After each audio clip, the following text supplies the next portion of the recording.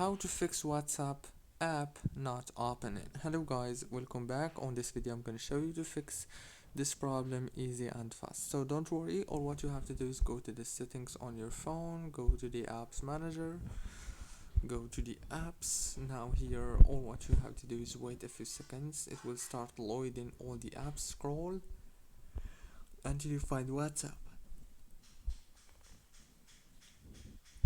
Go to the notifications management and then go to this badges option and make sure to enable it.